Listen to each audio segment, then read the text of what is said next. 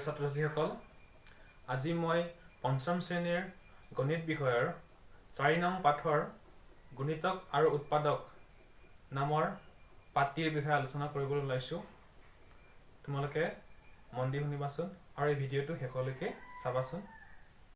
পোনপ্ৰথমতে মই গুণিতকৰ বিষয়ে আলোচনা কৰিম। গুণিতক বুলি ক'লে কোনো এটা সংখ্যাৰ পূৰণফল সমূহকে কোৱা হয়। উদাহৰণস্বৰূপে আমি এটা সংখ্যা লওঁ 4। এই 4ক আমি যদি পূৰণ কৰি গৈ থাকোঁ বিভিন্ন ধৰণৰ সংখ্যা পাম। যেনেকৈ 4 × 4 4 পালোঁ, প্ৰথমতে 4 × 2 = 8 8 পালোঁ, 4 × 3 = 12, 4 × 4 = 16, 4 × 5 = 20, 4 × 6 = 24, এনেকৈ পূৰণ কৰি গৈ থাকিলে আমি সংখ্যাবোৰ বেলেগ বেলেগ পাই থাকিম। ইয়াত যে আমি পালোঁ 4 8 12 16 20 24, এইবোৰ হৈছে 4ৰ গুণিতক, অৰ্থাৎ 4ক পূৰণ কৰিবলৈ আমি পাইছোঁ। ঠিক তেনেকৈ আন সংখ্যাবোৰ পূৰণ কৰিলে আমি সেই সংখ্যাবোৰৰ গুণিতকবোৰ পাম। আমি উদাহৰণ কেইটামান লৈ গুণিতকৰ বিষয়ে বুজি লওঁ আহাচোন। উদাহৰণ হিচাপে মই ইয়াত কেইটামান সংখ্যা লৈছোঁ। এই সংখ্যাবোৰ হৈছে 4 5 8 10 15। 4 গুণিতক কোনবোৰ হ'ব? 4 × 4 4 গুণিতক 4 নিজেও এটা গুণিতক হ'ব। 4 × 4 4 × 2 = 8, 4 × 3 = 12, 4 × 4 = 16, 4 × 5 = 20, 4 × 6 = 24, এনেকৈ পূৰণ কৰি গৈ থাকিলে আমি বেলেগ বেলেগ সংখ্যা পাই থাকিম। ঠিক এনেকৈ 5ৰ গুণিতক কোনবোৰ হ'ব? 5 × 5 5 × 2 = 10, 15, 20, 25, 30, আৰু এইফালে আমি পূৰণ কৰি গৈ থাকিলে আৰু সংখ্যাবোৰ পাই গৈ থাকিম। 8ৰ গুণিতক কোনবিলাক হ'ব? 8 × 8 16, 24, 32, 40, 48, আৰু 10ৰ গুণিতক কিমান হ'ব? 10ৰ গুণিতক 10 20 30 40 50 60, এনেকৈ আৰু গৈ থাকিব। 15ৰ গুণিতক কোনবিলাক হ'ব? 15 পূৰণ কৰি পেলাই আমি যিবোৰ সংখ্যা পাম কি হ'ব? 15 × 15, 15 × 2 = 30, 15 × 3 = 45, 15 × 4 = 60, 15 × 5 = 75, এনেকৈ আৰু পূৰণ কৰি গৈ থাকিলে আমি সংখ্যা 15ৰ গুণিতকবোৰ পাই গৈ থাকিম। এতিয়া উৎপাদক মানে কি বুজি লওঁ আহাচোন। উৎপাদক বুলি ক'লে কোনো এটা সংখ্যাক যিবিলাক সংখ্যাৰ পূৰণফল হিচাপে আমি প্ৰকাশ কৰিব পাৰোঁ সেই সংখ্যাবিলাকক মূল সংখ্যাটোৰ উৎপাদক বুলি কোৱা হয়। উদাহৰণ হিচাপে মই এইকেইটা সংখ্যা লৈছোঁ 2 4 5 আৰু 12। এতিয়া আমি 2ক কি সংখ্যাৰ পূৰণ কৰি বা কি সংখ্যাৰ পূৰণফল হিচাপে দেখুৱাব পাৰোঁ? 1 2 × 2 আৰু 2 1 × 2, অৰ্থাৎ 1 আৰু 2 পূৰণফল হিচাপে আমি দেখুৱাব পাৰোঁ। গতিকে 2ৰ গুণিতক উৎপাদক কোনবিলাক হ'ব? 1 আৰু 2। এতিয়া 4ক লওঁ। 1 4 × 4 4 1 × 4 আৰু 2 2 × 4। ইয়াক আমি এনেকৈ দেখুৱাব পাৰোঁ, অৰ্থাৎ 1 আৰু 4 পূৰণফল আৰু 2 2 পূৰণফল হিচাপে আমি 4ক দেখুৱাব পাৰোঁ। ঠিক তেনেকৈ 5ৰ 1 5 × 5 আৰু 5 1 × 5। এই দুটা ইয়াত একেই, তেওঁলোকক বুজাবৰ কাৰণে এইখিনি মই লিখি দিছোঁ। আৰু 12ক আমি কেনেকৈ লিখিব পাৰোঁ? 1 পূৰণ 12 হিচাপে লিখিব পাৰোঁ, 12 পূৰণ 1 হিচাপে লিখিব পাৰোঁ, 6 2 × 12 বা 2 পূৰণ 6, আৰু 3 4 × 12 বা 4 3 × 12। ইয়াত এই দুটা আৰু এইকেইটা একেই। এতিয়া 12ৰ উৎপাদক কোনবিলাক হ'ব?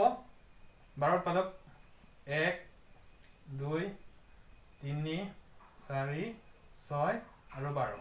5ৰ উৎপাদক কোনবিলাক হ'ব? 1 আৰু 5। 4ৰ উৎপাদক কোনবিলাক হ'ব?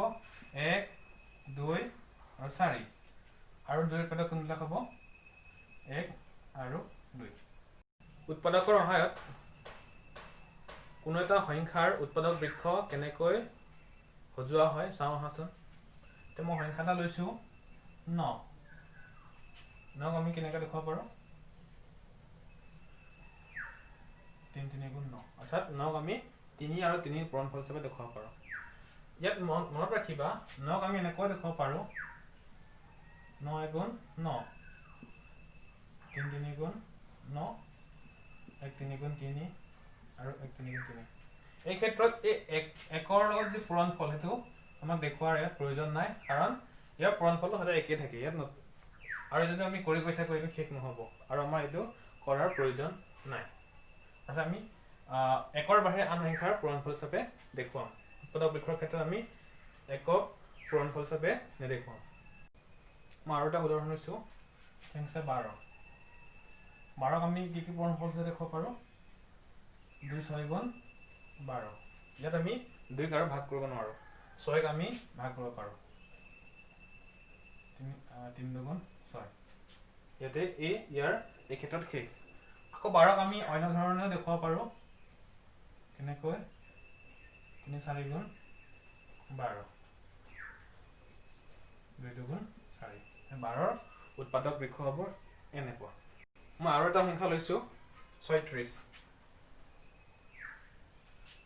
এই 36ক আমি কেনেকৈ দেখুৱাব পাৰো 4 9 গুণ 36 তে আমি যে 4 ক ভাগ কৰো 2 2 গুণ 4 9 ভাগ কৰিব পাৰো 3 3 গুণ 9 আকৌ 36ক আমি এনেকৈ লিখিব পাৰো 6 6 গুণ 36 6 ক ভাগ কৰিব পাৰো 3 2 গুণ 6 3 2 গুণ 6 আৰু আমি এনেকৈ লিখিব পাৰো 3 12 36 3 4 গুণ 12 আকৌ 4 ভাগ কৰিব পাৰো 2 2 গুণ 4 আমি একেটা সংখ্যা বেলেগ বেলেগ ধৰণে এনেকৈ উৎপাদক বৃক্ষ সাজিব পাৰো উৎপাদক বৃক্ষৰ বাহিৰে আমি হৰণৰ সহায়ত কোনো এটা সংখ্যাৰ আমি উৎপাদক উলিয়াব পাৰো উদাহৰণ হিচাপে মই একেটা সংখ্যা লৈছো 2 4 10 16 আৰু 20 এতিয়া 2 কিহেৰে হৰণ কৰিব পাৰো একেৰে হৰণ কৰিব পাৰো আৰু 2 ৰে হৰণ কৰিব পাৰো ইয়াৰ বাহিৰে আৰু 2 অন্য সংখ্যাৰে হৰণ কৰিব নোৱাৰো গতিকে 2 উৎপাদক হ'ব 1 আৰু 2 4 ক আমি একেৰে হৰণ কৰিব পাৰো 2 ৰে হৰণ কৰিব পাৰো আৰু 4 ৰে হৰণ কৰিব পাৰো এটা 4 উৎপাদক হ'ব 1 2 4 এতিয়া আমি 10ৰ ক্ষেত্ৰত চাওঁ 10ক একেৰে হৰণ কৰিব পাৰো তে 2 ৰে হৰণ কৰিব পাৰো নে নোৱাৰো চাওঁ আছোন 10 2 2 5 গুণ 10 অৰ্থাৎ 2 ৰে হৰণ কৰিব পাৰো সম্পূৰ্ণৰূপে গতিকে 2 টো উৎপাদক হ'ব 3 টো চাওঁ 3 3 গুণ 9 এক বাকি থাকি যায় অৰ্থাৎ সম্পূৰ্ণৰূপে হৰণ কৰিব পৰা নাই গতিকে 3 টো 10ৰ উৎপাদক নহব আকৌ চাওঁ 10ক 5 ৰে 4 ৰে হৰণ কৰি চাওঁ 4 2 গুণ 8 2 এটা বাকি থাকি যায় অৰ্থাৎ সম্পূৰ্ণৰূপে হৰণ কৰিব নোৱাৰো গতিকে 4 টো 10ৰ উৎপাদক নহব 5 ৰে হৰণ কৰি চাওঁ 5 2 গুণ 10 সম্পূৰ্ণৰূপে হৰণ যায় গতিকে 5 টো 10ৰ উৎপাদক হ'ব তাৰ পিছত আমি 6 ৰে হৰণ কৰি চাওঁ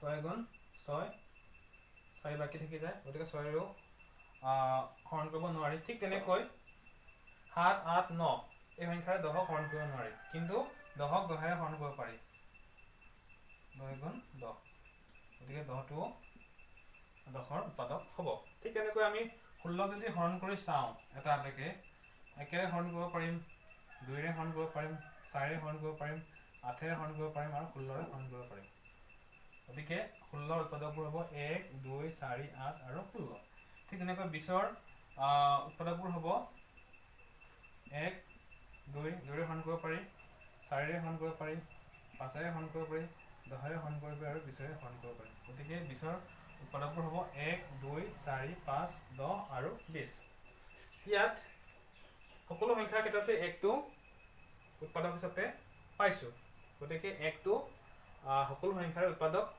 আৰু সংখ্যাটো নিজেও এই সংখ্যাটোৰ উৎপাদক হিচাপে আমি লিখিব পাৰো গতিকে ইয়াত চোৱা 2 টো 2 উৎপাদক 4 টো 4 উৎপাদক 10 টো 10ৰ উৎপাদক 16 উৎপাদক 20 আৰু 20 আজিলৈ ইমানতে সামৰিছো পৰৱৰ্তী ভিডিঅ'ত সাধাৰণ গুণিতক আৰু সাধাৰণ উৎপাদকৰ বিষয়ে আলোচনা কৰিম আশা ৰাখিছো তোমালোকে আজি ভিডিঅ'টো বুজি পালা